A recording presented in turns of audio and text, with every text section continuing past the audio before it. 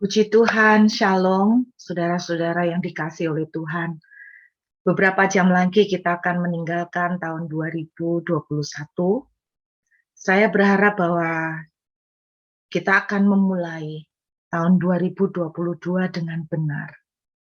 Kalau kita bisa memulai dengan benar, pasti hasilnya pun akan berbeda.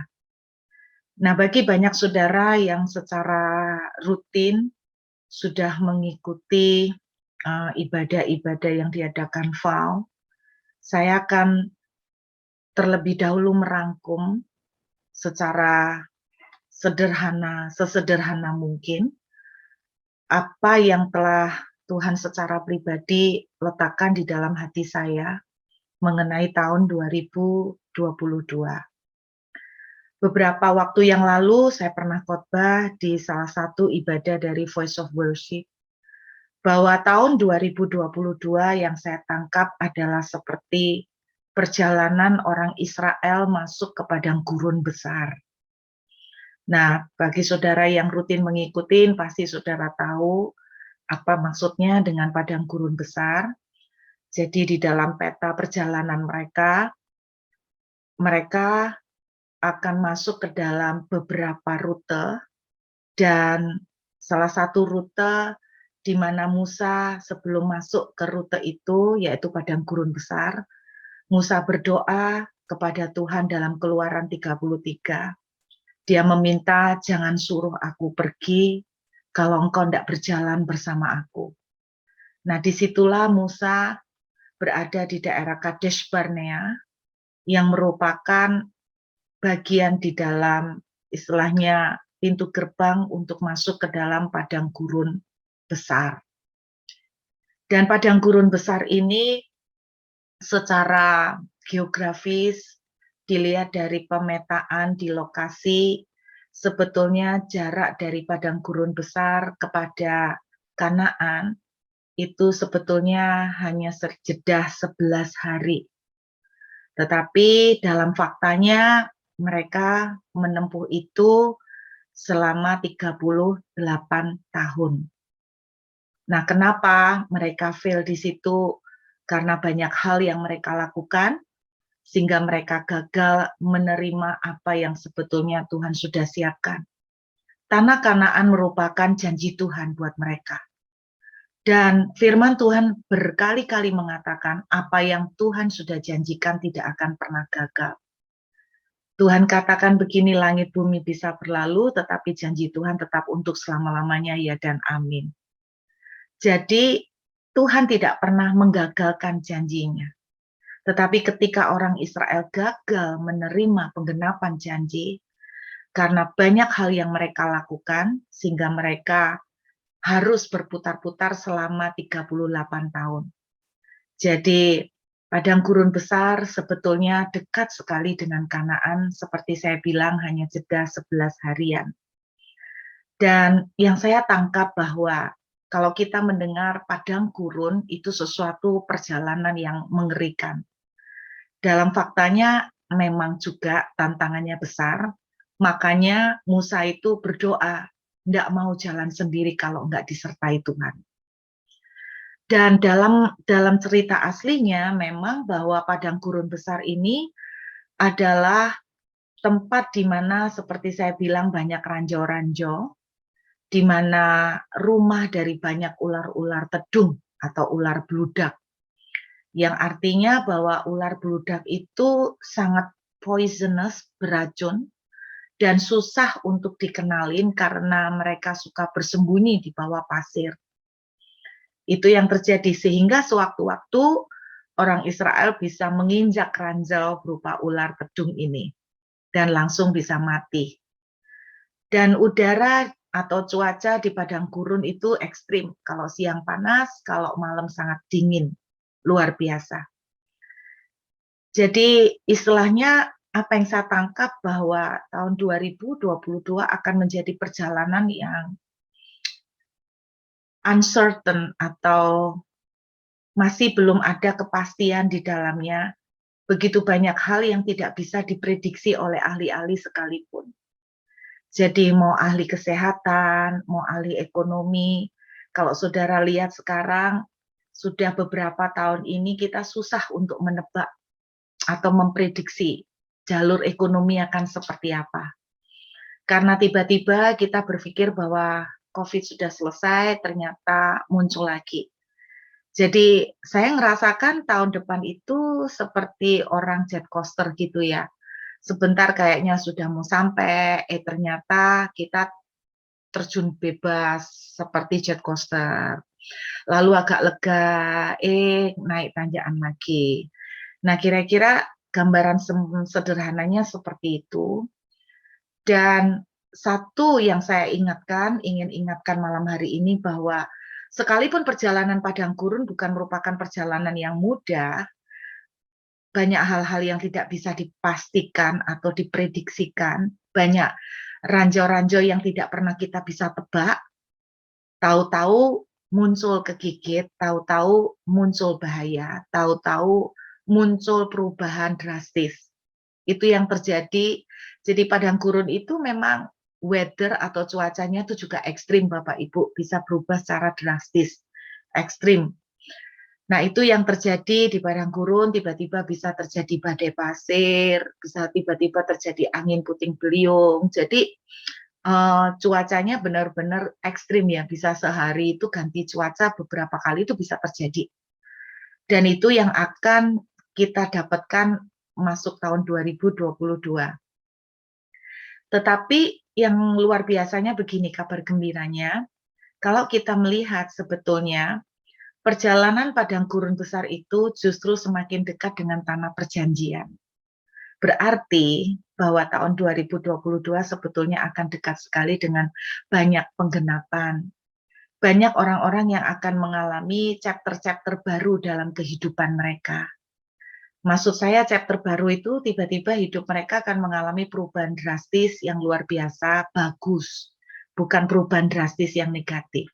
Tapi bisa juga perubahan drastis yang negatif ya. Tapi padang gurun besar itu gambaran semakin dekat dengan perjanjian, tanah perjanjian atau Kanaan.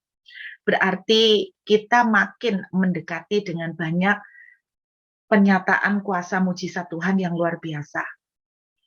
Selain itu, saudara, kalau kita melihat perjalanan di padang gurun dari cerita perjanjian lama, baik di kitab Keluaran maupun Ulangan dan Bilangan, di situ kita bisa temukan semua perjalanan mereka di padang gurun.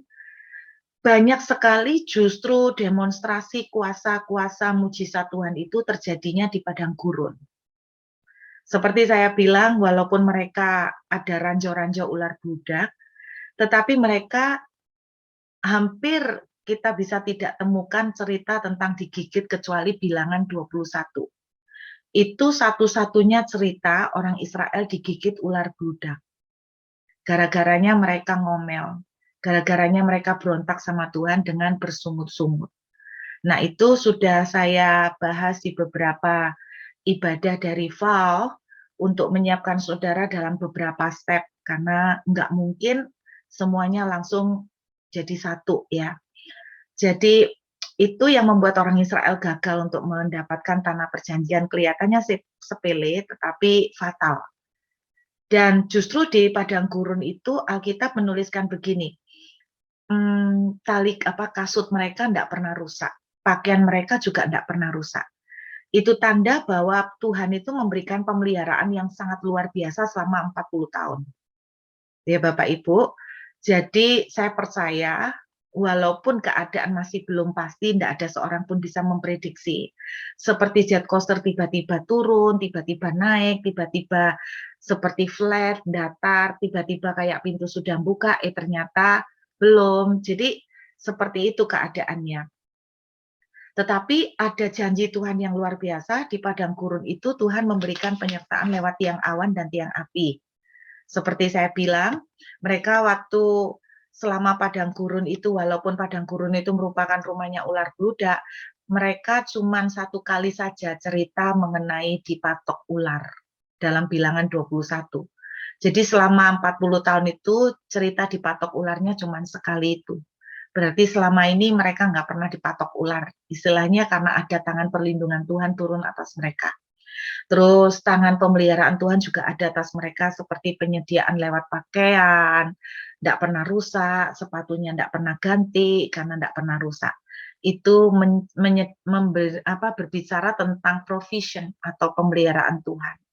Dan saya percaya itu juga yang akan terjadi tahun 2022, masih akan Tuhan menyatakan pemeliharaan yang luar biasa.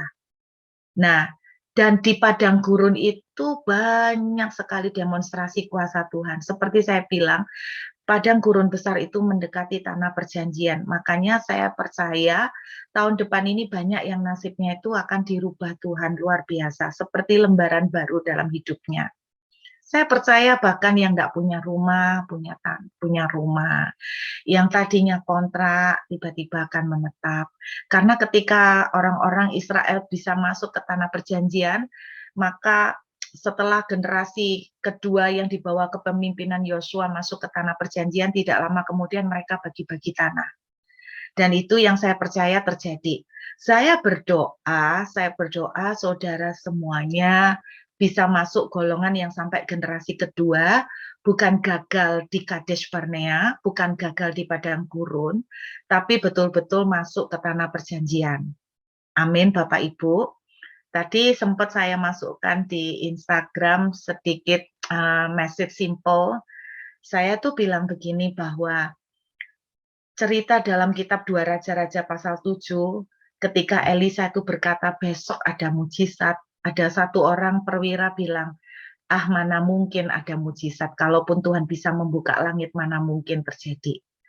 Dan saudara, saya menghimbau, saya mengajak Bapak Ibu semuanya, selama pesan itu positif, aminkan saja. Amin.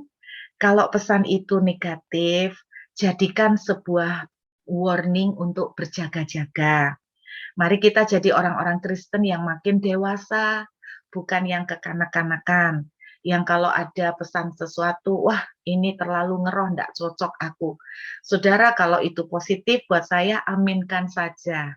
Seperti Gamaliel, gurunya Rasul Paulus tuh bilang gini, jangan kamu itu menghakimi, biarkan. Kalau itu memang benar dari Tuhan akan berbuah.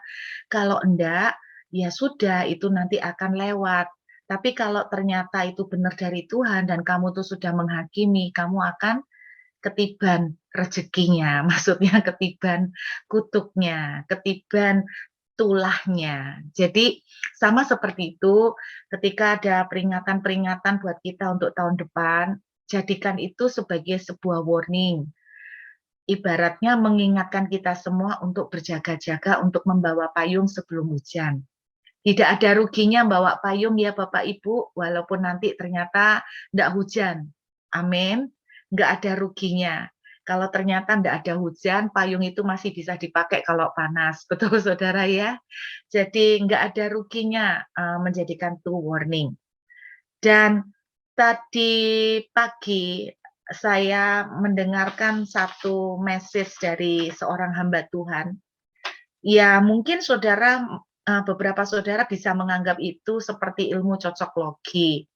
Tapi saya secara pribadi tetap mengaminkan yang positif. Nah, dia bilang begini, hamba Tuhan ini adalah salah satu hamba Tuhan yang banyak sekali mengubah paradigma saya, banyak sekali memberikan saya pengertian baru terutama tentang favor. Dan saudara, dia pesan begini sebelum memasuki tahun 2022. Dia bilang begini, tahu nggak bahwa tahun 2022 itu kalau dalam huruf Ibrani, angka 20 itu ternyata punya arti open hand, tangan terbuka. Nah, dia bilang begini, apa artinya open hand?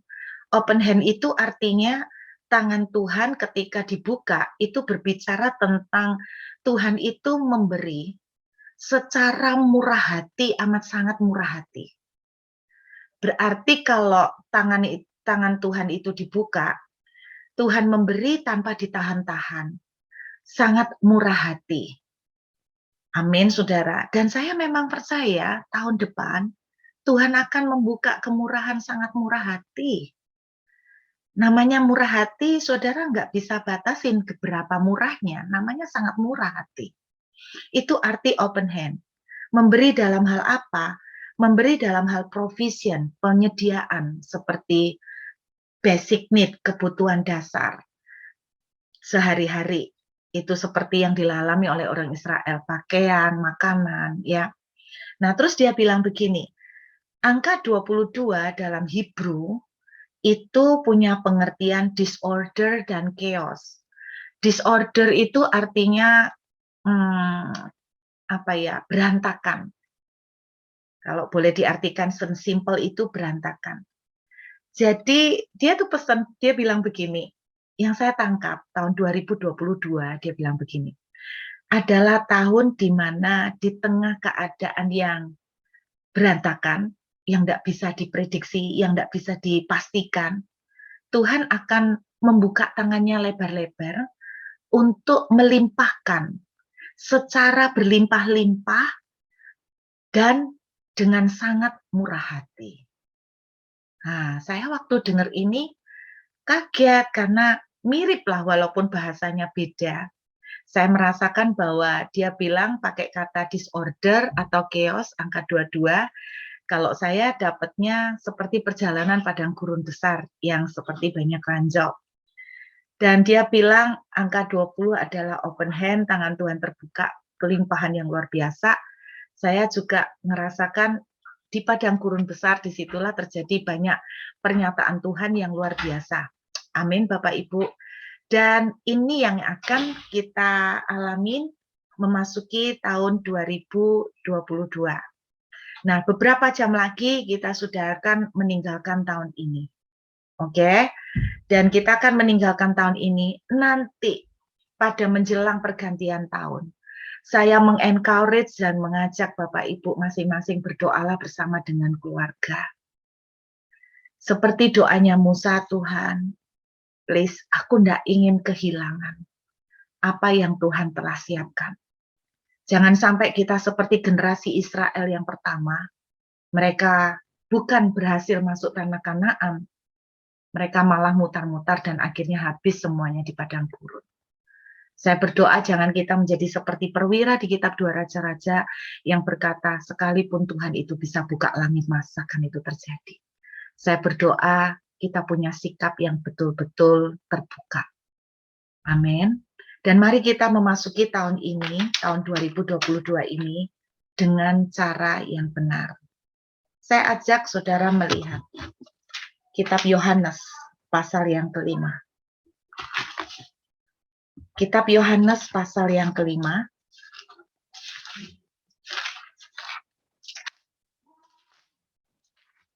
Yohanes pasal yang kelima, kita lihat ayat yang ke-6. Saudara, saya tidak perlu kita membaca semuanya, kita sudah berkali-kali membaca cerita ini, orang lumpuh selama 38 tahun. Bapak Ibu, tidak kebetulan angka 38 tahun itu juga angkanya orang Israel berputar-putar di padang gurun besar. Jadi 2 tahun, kan total mereka 40 tahun. 2 tahun itu perjalanan mereka keluar dari Mesir sampai ke Sinai. Setelah mereka sampai Sinai, maka mereka tidak lama kemudian masuk padang gurun besar. Jadi 2 tahunnya itu lama ya. Mereka dari Mesir sampai ke padang gurun Sin, itu daerah Sinai. Dan disitulah mereka total itu 2 tahun. Oke. 38 tahunnya di padang gurun besar. Ya, jadi dari Kades Barnea mereka muter ke daerahnya orang Edom. Nah, saudara nanti bisa lihat sendiri di peta di Alkitab saudara. Jadi orang lumpuh ini 38 tahun. Alkitab menuliskan dia lumpuh 38 tahun. Saya percaya tidak kebetulan ini sama dengan 38 tahunnya orang Israel muter-muter di padang gurun. Tetapi untungnya orang lumpuh ini masih menerima kesembuhan. Walaupun saya tetap bilang 38 tahun itu Anda bayangkan kalau dia terhitung dari umur berapa ada di pinggir kolam Bethesda, katakan dia dari umur 20, 38 tahun, dia umur 58 Bapak Ibu. Bayangkan itu kalau orang udah di dalam penjara itu udah separuh lebih dari hidupnya itu nggak bisa ngapa-ngapain. Dan saya berdoa minimal walaupun ini bukan contoh yang bagus. Paling tidak orang lumpuh ini sembuh pada akhirnya. Sedangkan orang Israel 38 tahun tidak masuk Kanaan. Oke. Nah, kita akan memulai dengan benar. Yuk kita lihat ayat yang ke-6. Ketika Yesus melihat orang itu berbaring di situ dan karena ia tahu bahwa ia telah lama dalam keadaan itu, berkatalah ia kepadanya, "Maukah engkau sembuh?" Oke, maukah engkau sembuh? Pertanyaannya simple, kamu mau sembuh enggak? Dan saya ingin berkata kepada kita semuanya yang hadir di Zoom, mau enggak saudara mengalami Kanaan? Mau enggak kita mengalami kemenangan tahun 2022? Mau enggak kita mengalami breakthrough yang berbeda dari 2 tahun ini? Kita akan mengalami sungguh-sungguh tahun 2022 boleh menjadi golden age buat kita semuanya. Amin Bapak Ibu. Dan kemudian dituliskan di ayat yang ke-7. Perhatikan cara dia menjawab. Jawab orang sakit itu kepadanya, "Tuhan, tidak ada orang yang menurunkan aku ke dalam kolam itu apabila airnya mulai goncang. Dan sementara aku menuju ke kolam itu, orang lain sudah turun mendahului aku."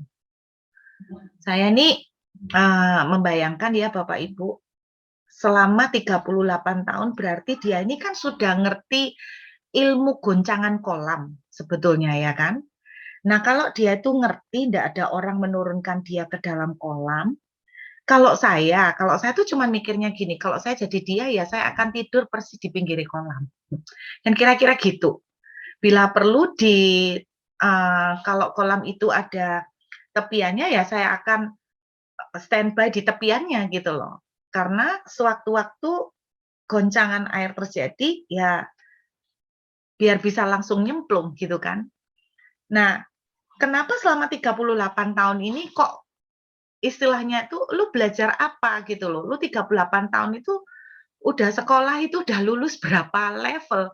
Bukan S1, S2, S3, ini S38 ya Bapak Ibu. S30 katakan satu level 3 tahun udah S30 gitu loh kan. Jadi tapi orang ini kok nggak belajar-belajar gitu loh dari pengalaman gimana menang. Tetapi Anda lihat cara dia menjawab, "Jangan, Tuhan, tidak ada orang yang menurunkan aku ke kolam." Berarti apa saudara? Orang ini selama 38 tahun ada satu penghalang yang membuat dia terhalang. Kalau saudara dan saya boleh bilang sementara kenapa? Dia ini mengasihani diri, oke ya. Dia ini mengasihani diri karena aku ini menderita gitu loh, nggak ada yang nolong, susah kayak gini, aku ini udah lumpuh, nggak ada orang yang bantu, nanti terlambat, telat lah, waktunya udah nggak nutut, aku kecapean lah, dan sebagainya. Mengasihani diri. Tetapi Tuhan ingatkan, Yesaya 43, oke? Kita lihat Yesaya pasal 43. Saya berdoa kita tidak akan melakukan kesalahan yang sama. Kita akan memulai tahun 2022 dengan cara yang baik. Yesaya 43 ayat yang ke-18. Oke. Yesaya 43 ayat 18. Kalau saudara baca tentang Yesaya 43 dari ayat pertama, Tuhan itu berbicara tentang dia akan memberikan pertolongan. Dia akan bangkit memberikan breakthrough. Dia akan bangkit memberikan kemenangan. Sama seperti hari ini Tuhan berjanji, dia akan bangkit untuk memberikan breakthrough buat saudara dan saya di tahun depan. Perhatikan, ayat 18 dan ayat 19. Ini message yang penting sekali. Firman-Nya, ini warning Tuhan. Janganlah ingat-ingat hal-hal yang dahulu dan janganlah perhatikan hal-hal yang dari zaman purbakala. Saudara, peringatan Tuhan itu bilang gini, jangan kamu ingat-ingatin lagi, jangan kamu ingat-ingat. Terjemahan asli menuliskan dengan kata, jangan kamu membiarkan ingatan itu muncul terus, jangan kamu biarkan ingatan itu dibangkitkan terus. Nah, Tuhan bilang, dalam terjemahan yang lain dituliskan, bahkan lupakan. Saudara, saya bilang begini, bahwa kita ini nggak gampang untuk melupakan karena kita ini punya memori nggak seperti handphone yang bisa dicopot. Kita nggak bisa mencegah, saya pernah khotbah di salah satu khotbah saya, kita nggak pernah bisa mencegah burung itu terbang di atas kepala kita. Kita bisa tiba-tiba ingat apa yang telah terjadi kemarin, kegagalan kita, kebutuhan kita, besarnya struggle kita, besarnya masalah yang kita hadapin, kita diingatkan semua. Betapa kerasnya keluarga kita, betapa kerasnya mungkin suami atau istri kita, atau anak-anak kita, betapa sulitnya problem yang kita hadapi. Kita diingatkan itu, kita tidak bisa mencegah. Tetapi yang saya bilang pada saudara, kita bisa meresponi, memilih untuk tidak membiarkan burung itu bertengger, apalagi sampai bersarang, sampai bertelur. Ini yang dimaksudkan oleh ayat firman Tuhan Yesaya 43 ayat 18. Kamu tuh jangan don't give in. Jadi artinya Tuhan itu bilang begini, jangan kamu itu menyerah dalam ingatan-ingatan tentang masa lalu. Nah, kita ini cenderung lebih gampang mengingat kegagalan kita. Ketika kita memasuki tahun 2022, kenapa perwira di dalam 2 Raja-Raja 7 itu berkata, sekalipun Tuhan membuka tingkap langit, masakan mungkin terjadi? Karena dia mengingat betapa selama berbulan-bulan mereka dikepung oleh oleh musuh mereka, dan mereka tidak bisa dapat makan. Mereka teringat betapa susahnya mereka teringat betapa besarnya kepungan yang terjadi, mereka teringat betapa besarnya musuh yang dihadapi mereka, dan mereka tahu dan ingat betapa kecilnya mereka di hadapan musuh mereka. Ini yang selalu mereka ingat kelemahan mereka ingat keterbatasan mereka ingat ketidakmampuan mereka ingat kegagalan mereka ingat luka yang mereka rasakan, mereka ingat trauma-trauma mereka dengan detail mereka bisa merasakan. Saudara, kita tuh lebih gampang mengingat kesalahan orang, kita lebih gampang mengingat sakit hati, kita lebih gampang mengingat perasaan terluka yang kita rasakan. Dengarkan, ternyata ketika kita membiarkan ingatan ini, kita membiarkan diri kita itu terhanyut dalam ingatan ini, kita tidak akan bisa melihat kalimat selanjutnya di ayat yang ke-19. Kita tidak akan bisa mengalami itu. Apa ayat 19? Lihat, aku itu hendak membuat sesuatu yang baru. Bapak Ibu dengar, tahun 2022 banyak dari kita akan mengalami chapter baru. Chapter baru. Di mana yang sepertinya saya contohkan tadi, yang selama ini kontrak melulu akan terjadi berubah, berhenti kontrak dan punya tempat tinggal permanen. Seperti Ishak berkali-kali direbut sumurnya, tetapi akhirnya dia sampai ke Rehobot. Saya percaya gitu loh, tahun 2022 banyak dari kita harusnya mengalami akan Rehobot, kita sampai ke sumur kita sendiri gitu loh. Capek deh pindah-pindah, capek deh bergantung sama orang, capek deh ngandalin harus kontrakan. Jujur aja Bapak Ibu, saya tuh capek. Saya tuh berapa tahun hidup sebagai kontraktor. Kontrak rumah ke kontrak rumah yang lain. Maksudnya gitu, bukan kontraktor yang bangun, Saudara ya. Jadi saya tahu capeknya minta ampun. Yang namanya pindahan itu capeknya minta ampun. Saya mau ngajak kita berani untuk menaruh iman percaya, berani bermimpi. Bapak Ibu, Tuhan itu Papa kita. Gini loh, Papa kita itu luar biasa kaya, amin. Kalau saudara itu punya duit, lihat anakmu kontrak. Mosok sih anakmu itu mbok biarkan? Atau saudara kan bilang gini, saudara ini punya duit banyak dan bisa membelikan anak rumah, tapi saudara sengaja membiarkan anak saudara kontrak rumah. Terus saudara berkata gini, enak aja mau pakai duitnya mama. Ya kamu belajar sendiri dong cari duit. Mama dulu juga susah cari duit. Saya terlalu percaya hati orang tua umumnya mereka tuh tidak akan sanggup, tidak akan tega. Betul enggak? Kalaupun kita mendidik anak, tetapi kita tuh akan oke, mama bantu DP-nya, nak. Kamu belajar untuk cicil. Misalnya kan gitu kan. Sambil mengajar, sambil bantu.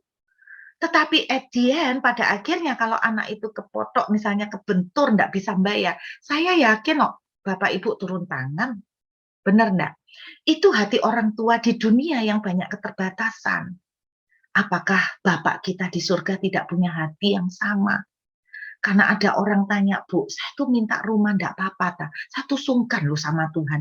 Koyoke kok matre gitu loh. Koyoke kok keduniawian minta rumah. Loh, minta rumah kok matre, tapi lek pinjem orang ndak matre ta. Gitu loh. Minta rumah sama Tuhan matre, sungkan puho ise. Tapi minjem duit sama orang kok ndak sungkan. Harusnya tuh sungkan. Kenapa? Karena kita jadi orang Kristen ndak jadi berkat. Jadi orang Kristen kok minta-minta. Makanya saya ingin men-challenge Bapak Ibu.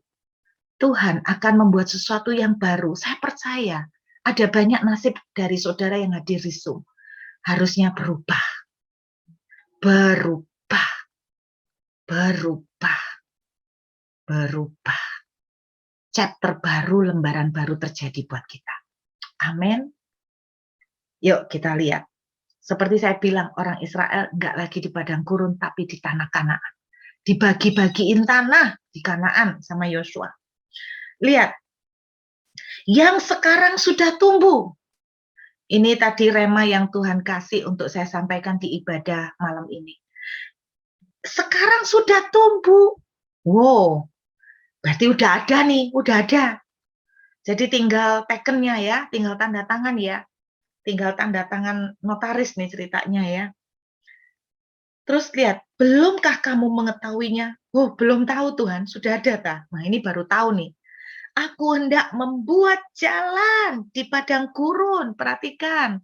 Seperti saya bilang, padang gurun adalah padang gurun besar seperti yang saya katakan tadi dengan segala kendalanya yang ekstrim. Tuhan bilang membuat jalan dan sungai-sungai di padang belantara.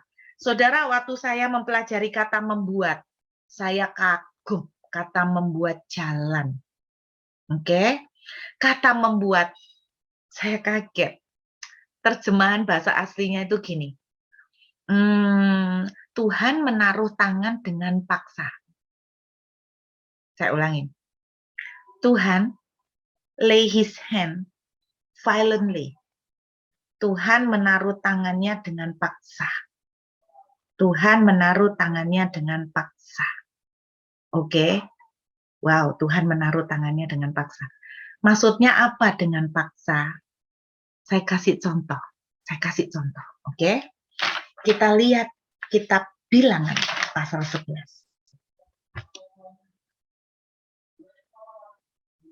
Bilangan pasal 11. Ayat yang ke-31.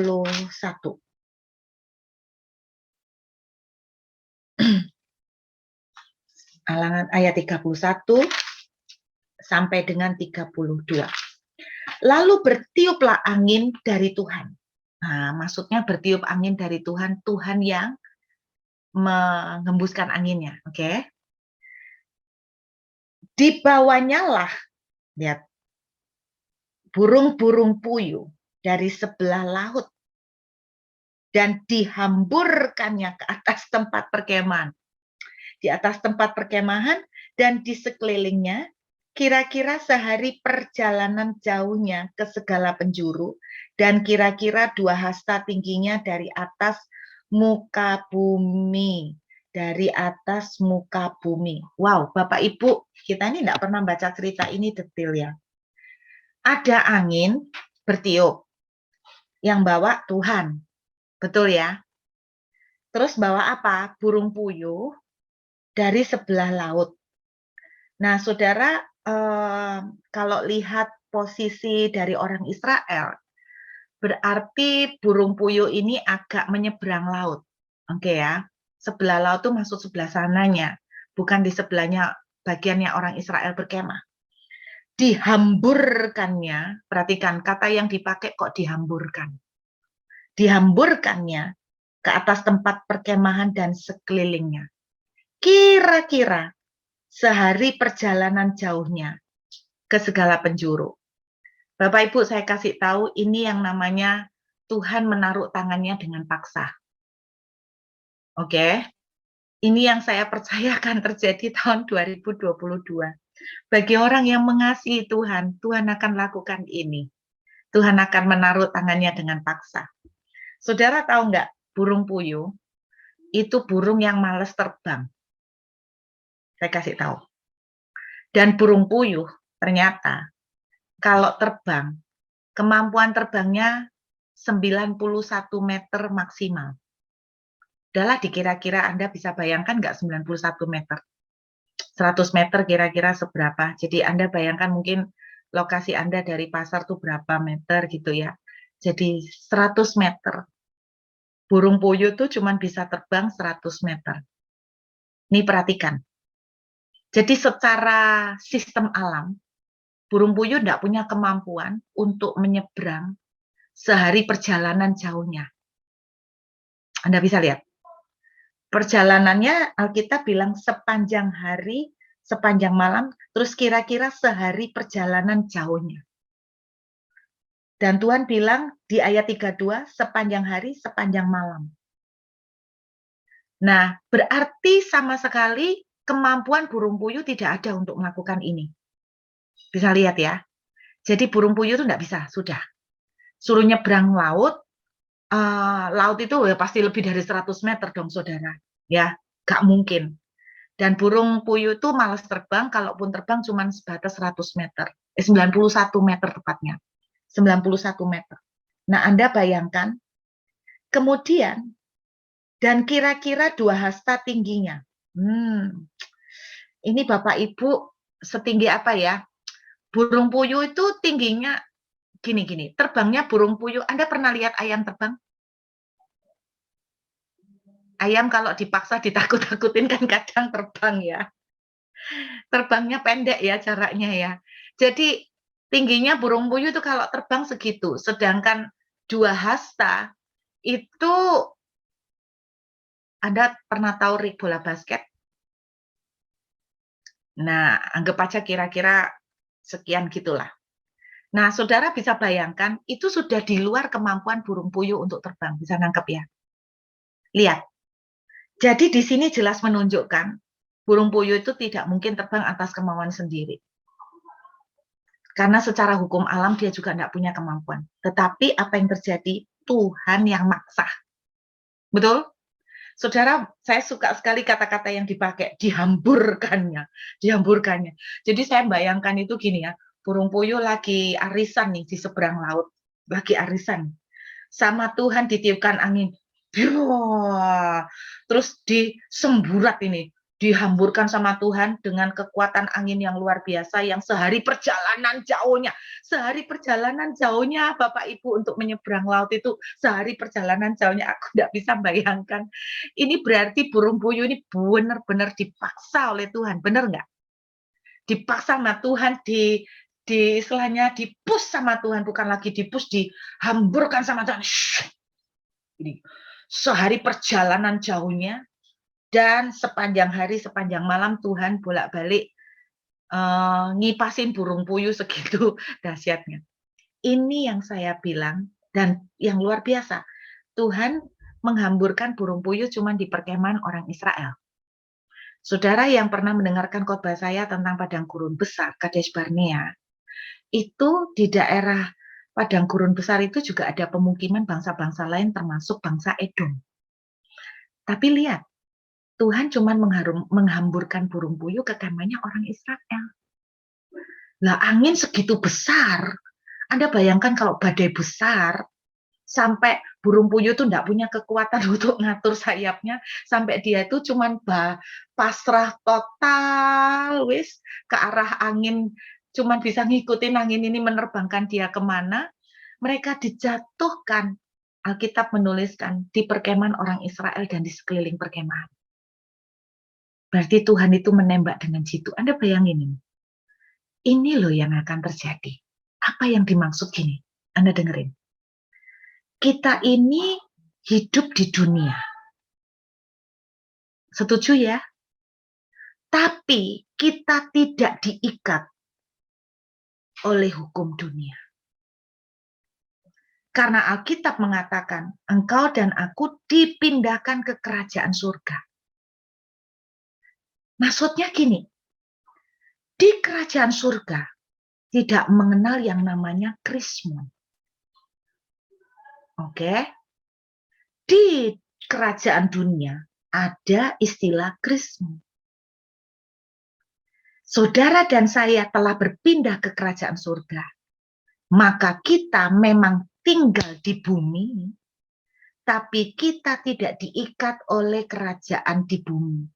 Tidak diikat oleh hukum di bumi. Hukum yang berlaku atas saudara dan saya harusnya hukum kerajaan surga. Jadi, walaupun sekeliling krismon, Tuhan lakukan seperti kisah burung puyuh. Ditiupkan angin keras, burung puyuh dihamburkan. Perjalanan sehari, perjalanan yang tidak mungkin ditempuh burung puyuh, dipaksa burung puyuh, hayo mas yo gak iso miber, gak iso terbang. Tuhan selentik, tuing, nah, dia langsung melet dan dia gelundung, jatuh, bukan cuma satu, berhamburan di sekeliling perkemahan orang Israel. Apa Tuhan tidak berkuasa kalau Tuhan yang sama melakukan itu atas bangsa Israel? Apakah Tuhan yang sama tidak bisa melakukan itu atas kita? Hukum ekonomi mengatakan customer, pelanggan, semua lagi drop. Hukum ekonomi dunia. Tetapi saudara dan saya anak-anak kerajaan, harusnya kita percaya bahwa berkat bukan datang dari utara, selatan, timur, dan barat. Berkat datang dari tangan Tuhan yang maha kuasa. Saudara bukan bergantung berkat dari pekerjaan, dari orang lain, dari pemberian keluarga. Mari tantang iman saudara untuk betul-betul ngalamin Tuhan. Ini yang akan terjadi tahun 2022. Tuhan membuat jalan di padang gurun. Nggak ada daging, Tuhan bikin jalan. Saya suka sekali kata yang dipakai, menaruh tangannya dengan paksa. Nah lu, kalau Tuhan yang paksa, burung puyuh pun membisu. Cuman bisa melet dan pasrah. Nggak bisa ngapa-ngapain kecuali berpasrah. Tuhan sanggup melakukan itu. Tapi saudara, ini tidak akan terjadi kalau kita tidak melakukan kalimat di depannya. Tuhan bilang, jangan ingat-ingat dari zaman purbakala. Maksud Tuhan itu, jangan ingat-ingat kegagalanmu. Jangan ingat-ingat kelemahanmu. Jangan ingat-ingat kekalahanmu. Jangan ingat-ingat lukamu. Jangan ingat-ingat kekecewaanmu. Saya bilang kita tidak bisa mencegah burung untuk terbang, tapi jangan biarkan dia beristirahat sampai bertelur. Jangan membiarkan dirimu tuh terhanyut di dalam ingatan-ingatan yang negatif. Kenapa kita mengingat luka? Nah, saudara, saya pernah mengajarkan juga di salah satu khotbah di VAU tentang hukum substitusi atau penggantian. Yuk kita buka ayat terakhir kita. Kita lihat kitab Filipi pasal 1. Kitab Filipi pasal 1.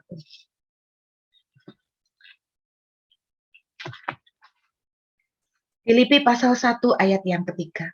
Aku mengucap syukur kepada Allahku setiap kali aku mengingat kamu.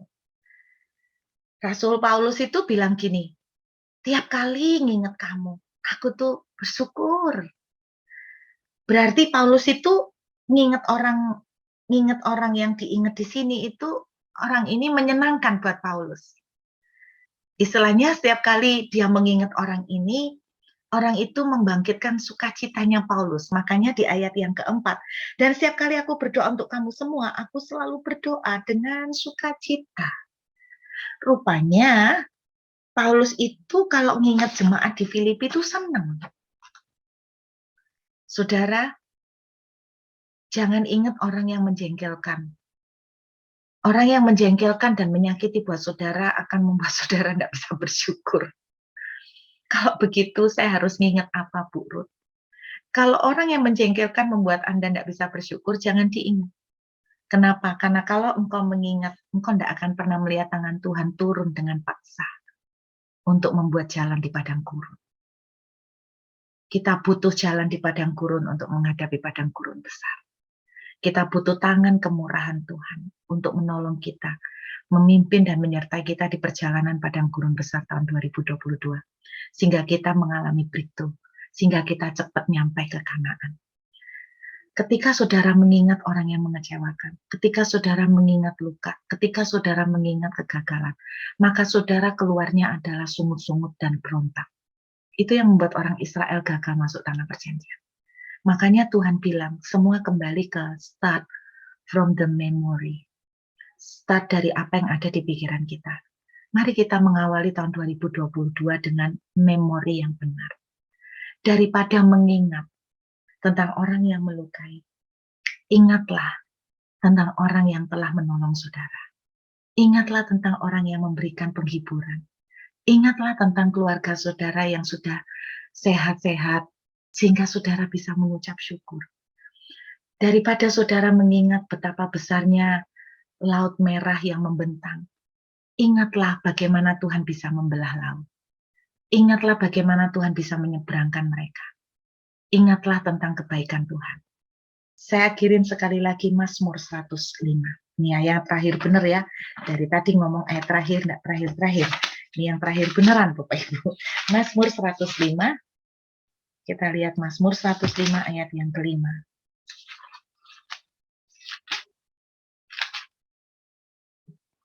Ingatlah perbuatan-perbuatan ajaib yang dilakukan. Kalau Tuhan dulu pernah nolong saya, waktu saya sakit sampai sembuh, maka kalau cuma soal duit mah gampang. Betul nggak? Lebih susah mana menurut kita, menurut manusia ya, bukan menurut Tuhan? Kesembuhan sama soal uang. Kalau saya lebih susah kesembuhan, karena uang itu barang mati. Kalau Tuhan pernah menyembuhkan kita, soal duit mah gampang. Itu loh, ingatlah keajaiban-keajaiban yang dilakukan, mujizat-mujizatnya, penghukuman-penghukuman yang diucapkannya, supaya kita takut akan Tuhan. Ingatlah tentang kebaikan Tuhan. Ingatlah. Saudara, suami saya adalah seorang yang sangat punya hati yang luas seperti samudra. Orang bilang kalau melankolis itu pendendam. Kalau melankolis itu suka nginget kesalahan orang. Tapi tidak demikian dengan suami saya melihat justru terbalik sama sekali. Dia adalah melankolis yang telah disembuhkan sempurna. Dia itu mengampuni orang, menyakitkannya kayak apa, itu segampang membalikkan telapak tangan. Gampang sekali. Walaupun ketemu setiap hari pun dia tuh gampang sekali. Saya tuh tanya, kamu tuh kok bisa? Aku nih kok nggak bisa gitu loh, terbayang terus. Kamu kok bisa? Nah, salah satu trik yang dia lakukan, salah satu tips yang dia lakukan adalah gini. Dia itu ngomong gini, aku tuh coba bayangkan posisiku tuh di orang itu. Kenapa sih dia tingkahnya bencekno? Bahasanya kayak gitu. Kenapa sih dia itu jadi orang yang ngomelan? Bapak Ibu, anak saya ini kan sekarang mulai kerja di aged care, pelayanan, bukan pelayanan, kerja di orang-orang tua ya. Nah, dia itu ngelihat orang tua itu cerewet, kan banyak ya, ngamukan, betul nggak? Itu nggak sedikit, banyak. Kalau nggak gampang tensinya tinggi, terus emosinya nggak stabil. Saya tuh ngelihat bagaimana dia itu bisa sabar sama orang tua, karena sebelumnya saya tuh bekalin sama dia. Saya tuh ngomong gini, C, kamu tuh harus tahu, waktu badan kita tuh tambah umur, kan kita tuh terbatas. Kamu bayangkan ya, orang tua itu dulu aktif. mungkin dulu orang yang produktif, bisa menghasilkan banyak duit, lalu sekonyong-konyong karena kondisi umur dan badan, akhirnya dia nggak bisa apa-apa. Dan dia itu kecewa gitu loh dengan dirinya. Dan akhirnya yang bisa dia luapkan adalah dengan melalui ngomel, marah, tensinya tinggi. Nah, saudara, sama. Kenapa sih kalau kita itu melihat ada suami-suami yang ngamuan? Coba Anda lihat, mungkin dulu dia itu kerjaannya lancar, terus dia akhirnya kerjaan susah. Akhirnya dia nggak bisa ngapa, dia merasa nggak berguna, dia merasa fail, dan larinya ke marah. Mungkin saudara bilang, aku loh lek fail ya nggak marahan. Kan saudara, bukan suami saudara, kan lain. Tiap orang kan beda-beda. Kalau kalau kebanyakan orang itu, kalau mereka itu, kenapa sih mereka tuh marah? Sebetulnya karena mereka tuh tidak mencapai apa yang mereka harapkan. Itu mereka pasti akan larinya ke emosional. Jadi suami saya tuh bilang, aku tuh selalu memandang, aku tuh di posisinya dia. Itu yang memampukan aku itu nggak marah lagi sama dia. Malah aku tuh kasihan ya dia. Dia tuh ngalamin gini tapi nggak bisa ngelampiaskan. Dia tuh ngalamin gini tapi nggak ada way out-nya. Dia tuh ngalamin gini tapi nggak tahu gimana cara menyelesaikan. Jadi itu yang membuat suami saya mampu. Nah makanya saudara, ingatlah yang baik. Ngelihat, mungkin ngelihat anak-anak kita nakal, ngomel. Tapi lihatlah satu sisi itu mereka sehat. Oke, dan itu bersyukur. Dan itu bersyukur. Saya kemarin itu baru secara tidak sengaja menemukan sebuah YouTube yang membuat saya menangis, Bapak Ibu. Seorang wanita di Cungkuak ya. Mungkin ada Bapak Ibu yang tahu, seorang wanita di Cungkuak, dia itu bikin vlog tentang makanan. Untuk apa? Dari dia bikin vlog di YouTube mengenai makanan, akhirnya dia tuh dapat subscriber itu banyak, sama viewer tuh banyak, sehingga dia bisa dapat income dari YouTube itu. Untuk apa? Untuk menghidupi dua anaknya yang cacat. Jadi dua-duanya anak-anak, dia punya dua anak laki-laki itu lumpuh. Lumpuh seluruh badan, anak yang kedua cuman bisa menggerakkan dua jari ini. Kalau yang nomor satu masih bisa, tangan masih bisa, tapi badannya lumpuh. Bapak Ibu, saya waktu lihat itu nangis loh. Dan ibu yang bikin vlog ini, itu mengalami KDRT dari suaminya. Jadi dia terpaksa untuk lari dari suaminya karena suaminya main tangan, suka nendang, mukul dia. Dan dia, anak-anaknya juga ditendangin. Akhirnya dia membuat vlog makanan. Waktu saya melihat itu, dan saya tuh membayangkan, gila ya, sampai anak-anak itu udah mulai kelihatan umur 40-an anaknya itu.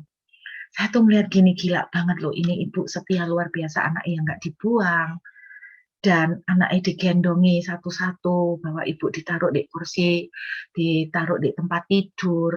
Saya sampai nangis melihat itu. Bersyukurlah kalau kita itu masih dikasih Tuhan anak-anak kita sehat. Kalau mereka nakal, lari sana, bahasa mama mertua saya, "Ku gak mesakat aku, gak mesakat," istilahnya, wis gak sanggup. Saudara, itu pandang sisi positif bahwa mereka itu aktif dan sehat. Kita selalu akan gini loh, kita punya punya banyak alasan untuk mengeluh, tapi kita juga bisa mencari alasan untuk bisa mengucap syukur. Bapak Ibu, mari kita masuk tahun 2022 dengan iman percaya, dengan satu sikap, jangan ingat-ingat yang udah gagal, oke? Kenapa perwira dalam 2 Raja-Raja 7 bilang sekalipun Tuhan bisa membuka tingkap langit, masa itu mungkin terjadi? Karena dia mengingat gagalnya, karena dia melihat ketidakmungkinan di masa yang lalu. Saya cuma berharap mudah-mudahan kita punya iman seperti anak kecil. Ketika Tuhan berkata, "Nak, aku mau buat breakthrough." Terus dengan polosnya, dengan sederhananya kita bilang, "Iya, breakthrough ya Tuhan." Oke, aku Tuhan yang ngalamin breakthrough. Mungkin orang lain lihat itu yang dia gila, dijanjiin gitu kok percaya. Tetapi saudara, Saat Tuhan melihat kita punya iman seperti itu, saya percaya Tuhan itu tidak tega. Saudara pernah ingat di salah satu YouTube saya tentang anak yang dikasih kotoran kuda, ditaruh di dalam kotak, dia suweneng nggak tahu itu kalau kotoran kuda.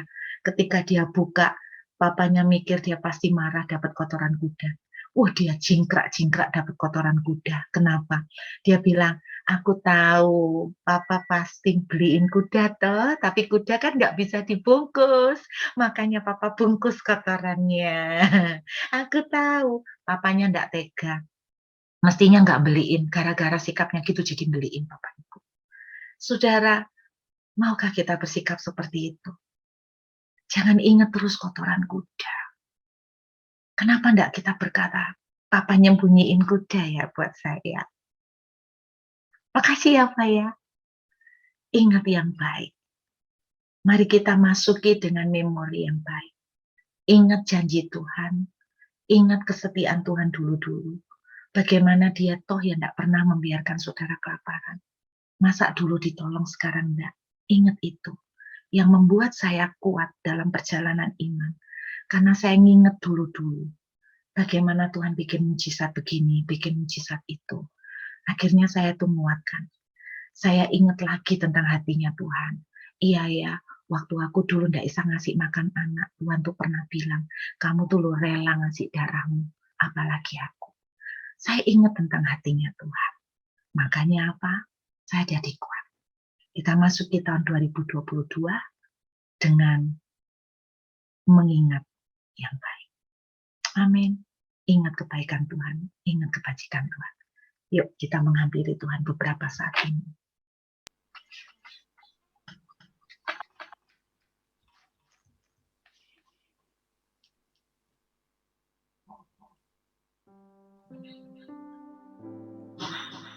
Mari beberapa saat ini kita pakai untuk merenung.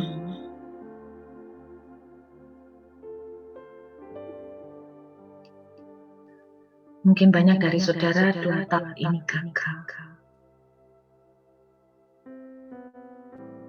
Kok banyak menangis? Kok kecewa?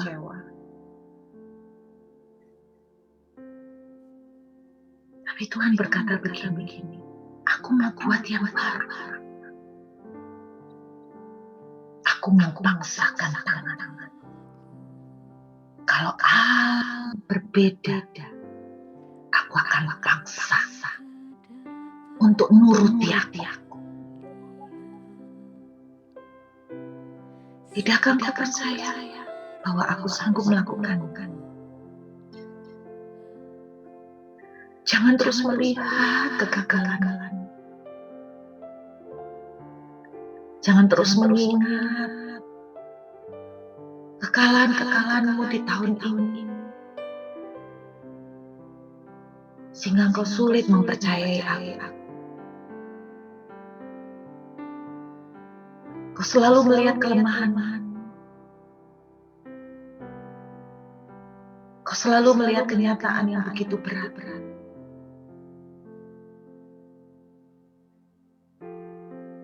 Arahkan pandanganmu kepadaku, anak-anak. Lihat wajahku. Ingatlah hatiku. Bukankah aku berkata, dapatkah seorang ibu melupakan bayinya? Tetapi seandainya ada ibu yang tega meninggalkan bayi, aku sekali-kali tidak akan meninggalkan.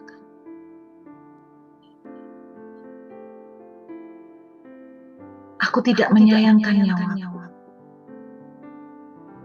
Masakan aku akan menahan yang lain.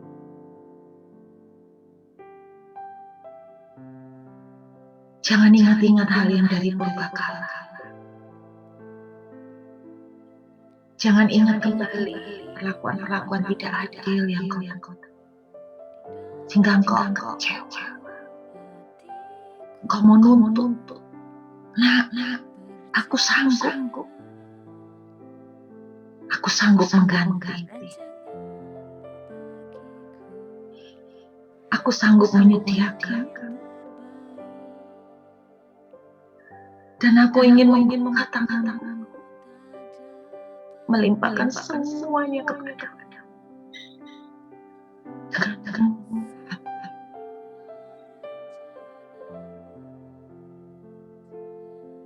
Saya melihat tangan Tuhan ditaruh di atas kepalanya.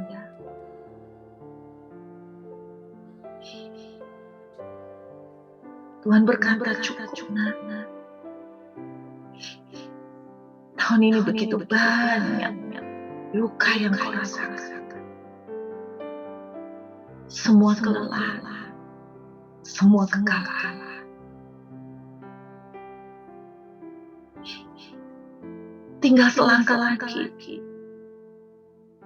kamu akan masuk di padang rumput yang hijau. Jangan biarkan iblis mengambil apa yang kusediakan bagi. Dia menipu pikiran-pikiran, dan kau terus teringat dengan semua masalah, sehingga engkau begitu yakin bahwa aku meninggalkan, bahwa aku tidak peduli kepadamu, bahwa aku tidak mengasihi engkau. Bukankah firman-Ku berkata, aku sekali-kali tidak akan meninggalkan engkau dan tidak akan membiarkan engkau. Saya melihat beberapa orang di ruangan Zoom malam hari ini. Saya melihat Tuhan mengusap air mata Asri. Tuhan mengusap air mata Fani. Ya, Tuhan mengusap air mata banyak wanita-wanita di Zoom.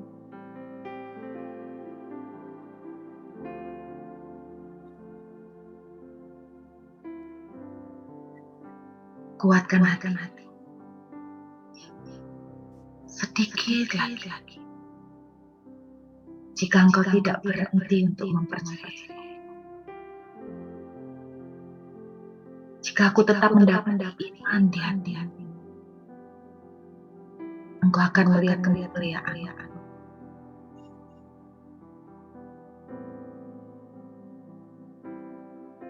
Saudara, beberapa saat ini saya memberi waktu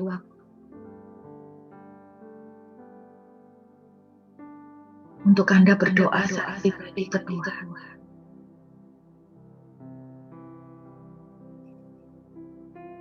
Jika Anda terluka, Anda kecewa, Anda lelah, Anda katakan kepada Tuhan,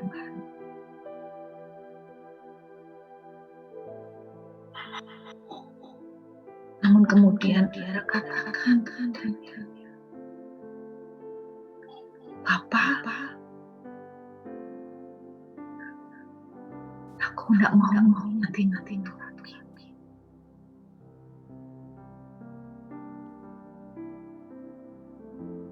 Aku mau mengingat lagi, masih ada Tuhan yang mencintai saya. Masih ada Tuhan yang berkuasa. Masih ada Tuhan yang sang-sang.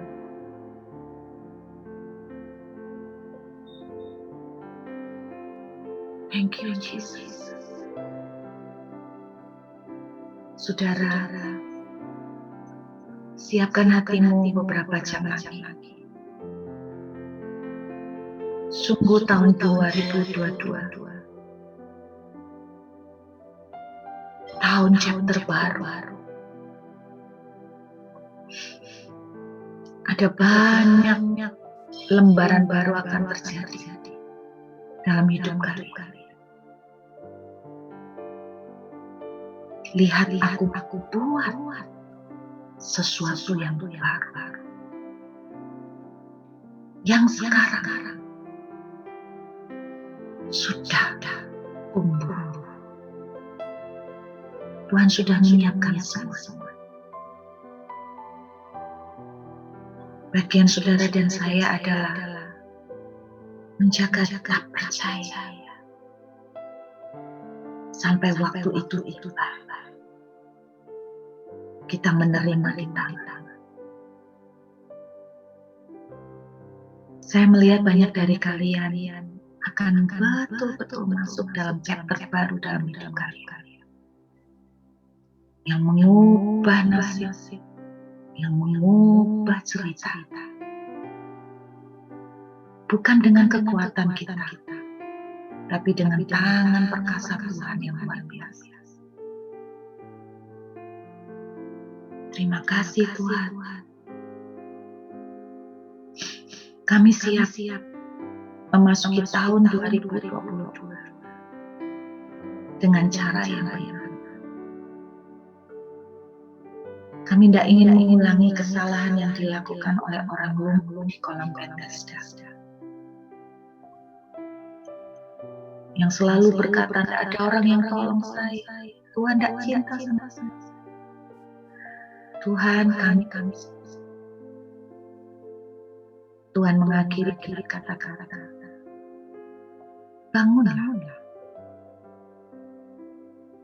Saya berpikir bagaimana orang lumpuh bisa bangun. Kalau Tuhan bilang bangun, saya percaya detik itu juga ada kekuatan sedang mengalir di pembuluh darah orang tersebut, di syaraf-syaraf orang tersebut. Dan kemudian sekon-sekon yang diam. Bangunlah. Kita akan melihat pertolongan dan keajaiban Tuhan terjadi. Terima kasih Tuhan. Kami memasuki tahun 2022 dengan hati yang benar. Kami akan bangun dengan iman percaya.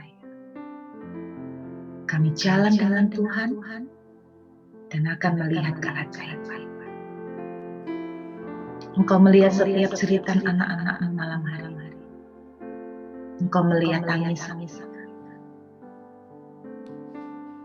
Dan hamba percaya mereka akan melihat kemuliaan. Terima kasih. Terima kasih. Mari saudara kita angkat tangan sama-sama.